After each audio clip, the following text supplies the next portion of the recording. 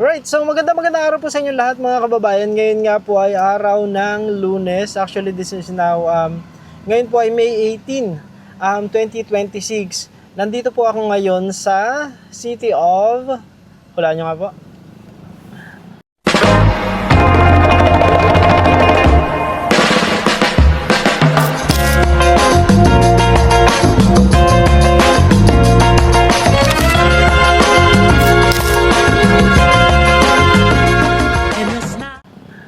Ayan. Familiar po ba sa inyo yan? Familiar po sa inyo yung lugar kung nasasan po ako? Ayan, yan po yung sentro. Sentro mismo yan ng... Ang mga taga Laguna po ang makakahula niyan kung nasasan ako. Ayan, so nandito po tayo ngayon sa City of Biñan, Laguna.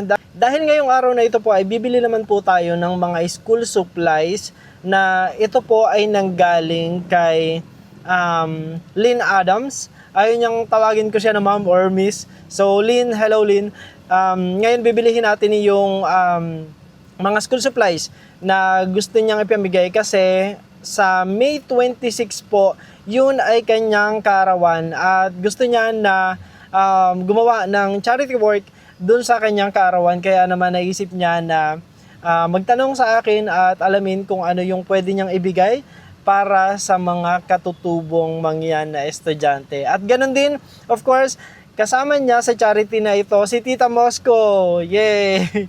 So, nagbigay din po siya ng additional fund para sa pagbili po ng ating school supplies. So ngayong araw na ito po ay bibili tayo ng school supplies worth of 10,000 pesos para na sa ganun ay maipamigay po natin sa mga estudyanteng katutubo doon sa Pinagbayanan. Titingnan po natin, samahan niyo po ako kung magkano na nga ba ngayon yung mga school supplies. Wala din po akong idea kung magkano ba ang notebook, ang lapis, ang ballpen at siguro yung plastic na envelope na kung saan ilalagay natin isa-isa yung mga school supplies na ipapamigay naman natin doon sa Pinagbayanan. Kaya tara at samahan niyo po ako. Let's go! Ayan, so nagpark lang po tayo ng sasakyan dito sa harap mismo ng plaza kasi meron namang mga bakanting slots ng sasakyan. So tara samahan niyo po ako doon sa punta po tayo ng palengke, doon po tayo bibili. Originally, I was thinking na sa Divisoria bumili. Kaya lang titingnan ko kasi baka naman hindi ganun kalaki yung diferensya ng price dito sa Biñan. Medyo limited po kasi yung time na meron tayo dahil ngayong araw na ito din mismo ay pupunta na ako ng Kalatagan para naman maasikaso yung mga materyales pa na kailangan natin para dun sa Soldi Pinagbayanan. Kaya yun po yung dahilan kung bakit ngayon dito na lang ako sa Biñan pumunta and para na sa ganon hindi naman sayang yung ating oras kung ang presyo naman ay hindi naman ganun kalaki yung diferensya. Let's go. Ito po yung ito yung sentro ng Biñan. Doon sa mga hindi taga Santa Rosa, malamang hindi sa inyo familiar to. So ipakita ko sa inyo kung ano yung itsura ng City of Biñan, Laguna. Of course, napaka-modern na din kasi ng napaka-modern na din ng Biñan. Ayan, City of Life. Ito yung nakalagay. Biñan, the City of Life. Tapos meron silang Putulatik Festival. Hindi ko alam kung tapos na to, pero parang hindi pa yata. So, let's see. And of course, as usual, nandito naman yung ating nandito yung kanilang cultural building, Sentrong Pangkultura. Ayan. Biñan City Center for Performing Arts. Yan, meron silang cultural building na nandito. So, dito banda yung ating pupuntahan. Kasi dyan yung pasukan ng palengke.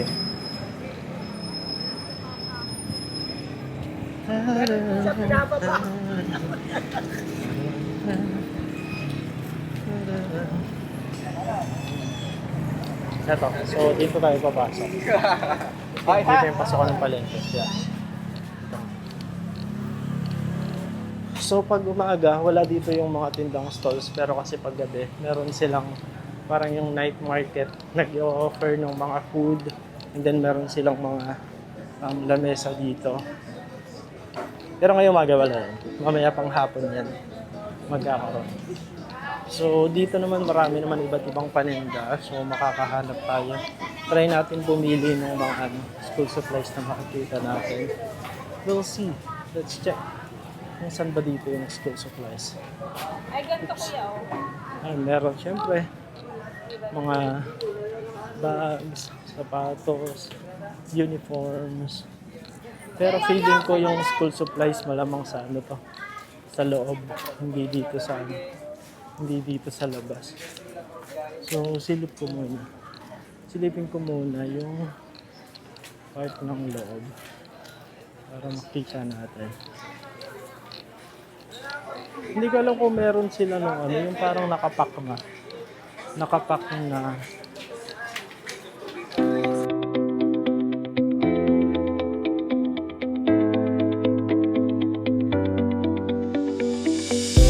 Wala daw dito nung hinahanap natin yung naka-plastic envelope na set.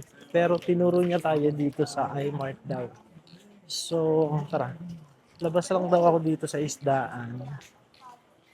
And mukhang dito lang yun. So, i-check muna natin kasi mas maganda yung meron tayong options na makikita. Yung may pagpipilian tayo. Kasi syempre, iba din yung ano kasi, makapag-canvas din talaga tayo ng ano. Oh, pero ito parang iba naman to. Wala din silang ano. Wala din silang nakapak. Tingnan natin kung mas makakamura tayo dun sa nakapak.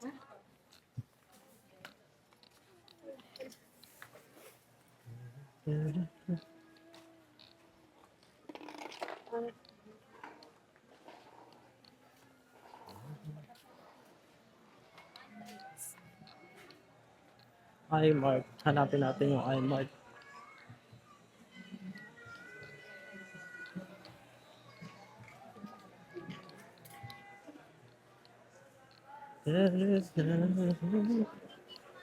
Mga uniforms, oh. Tapos mga tsinelas. Ang bakit mga tsinelas dito, 100 pesos na lang.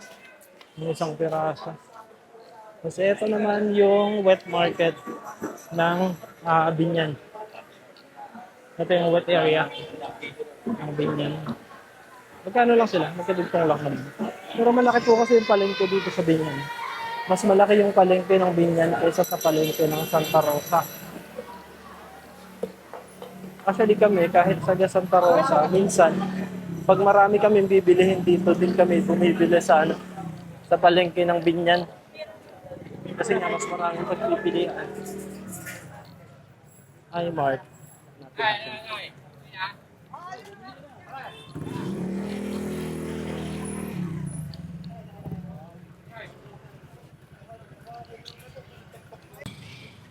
To. Ito yung iMart. Ayan, oh. iMart Shopping Center. Ito. Ayan. Ano yung iMart? So, tingnan natin kung meron dito at kung mas makakamura tayo pag dito tayo bumili. So, let's go. Tanong natin, hindi ko alam kasi kung pwedeng mag-ano dito. Kung pwedeng mag-preview.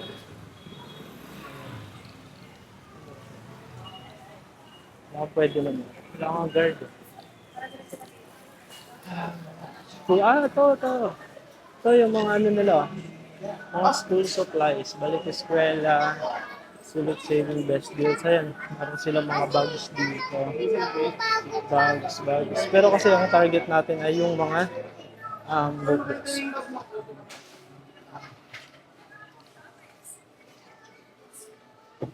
Ayan o. Mga ballpen. So, 12 pesos lang yung ballpen. Tingnan natin yung lapis dito. Kasi yung maliit na lapis dun is 12. 12 pesos. So, tingnan natin. Pag mas mura dito yung lapis, saka yung notebook, ibig sabihin, mas better kung dito tayo bibili. Ayan o. Ang dami nilang mga intermediate pads. And then yung notebooks. Magkano kaya notebooks dito? Writing notebook oh, 12 pesos lang dito. Tapos dun sa palengke kasi ay 15. 15 pesos. So parang mas dito. Mas makakamura tayo dito. Eto, tingnan natin. So dito, tama. Tingnan mo yung spiral notebook nila is 12. Kasi spiral to, pero yung yarn, yun. Yarn, 14 pesos. So mas mura pa rin dito. Kumpara dun sa nasa palengke. So, mukhang mas dapat na dito na lang tayo bumili. Pero tingnan muna natin kung meron sila nung yung naka-pack na. Kasi normally merong nagbebenta ng mga ganun. Yung mga naka-pack na. Pero parang wala na. Ito, 14 pesos. Ito yung 16 pesos. Alin yung 14 pesos? Ito siguro.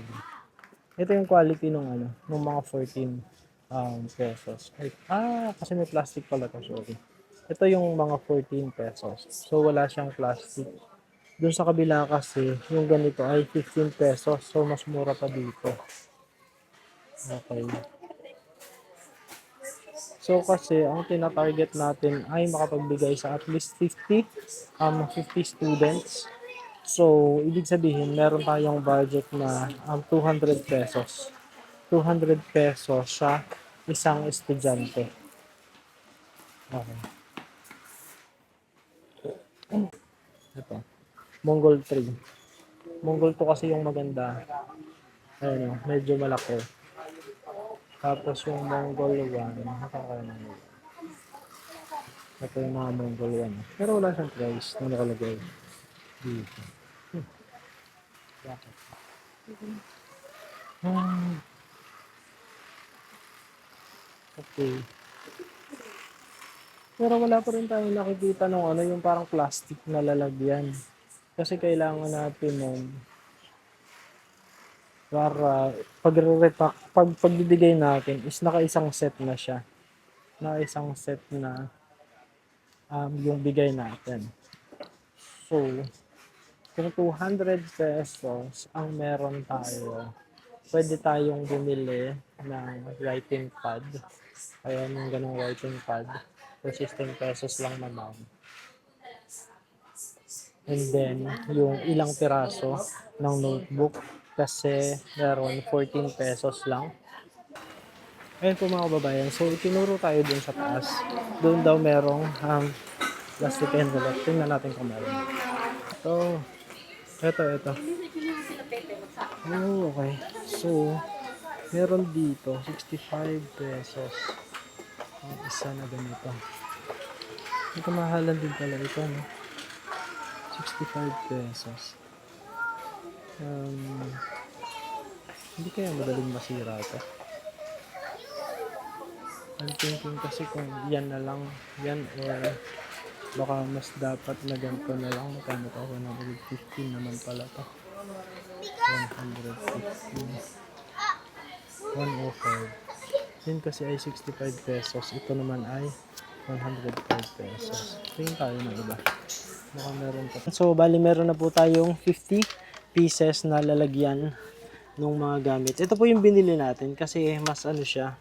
Hindi siya ganoon kamahal pero maganda naman yung quality nung bag.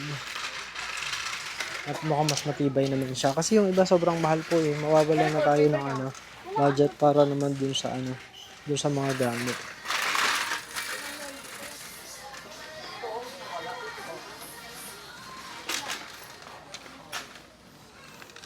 And then bili din tayo ng 10 sheets na copy paper. Ito, 13 pieces. 13 pesos. So, bili tayo ng 50 pieces na ganito. Ayan, so kukuha din po tayo ng Crayola and this is 41 pesos kasi yung isa.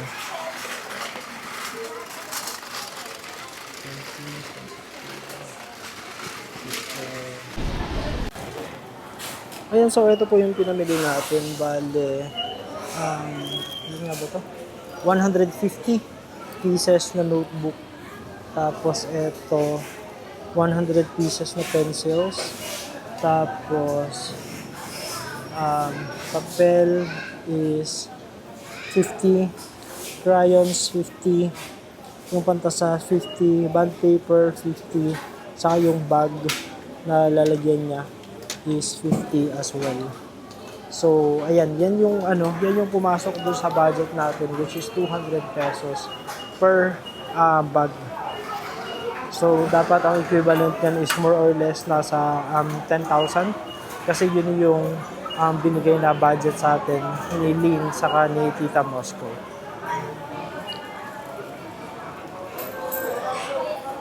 Ayun po mga kababayan, so umabot ng 10,022 yung ating pinamili. So kailangan ko sumakay ng tricycle papunta dun sa plaza kasi medyo malayo-layo po yun.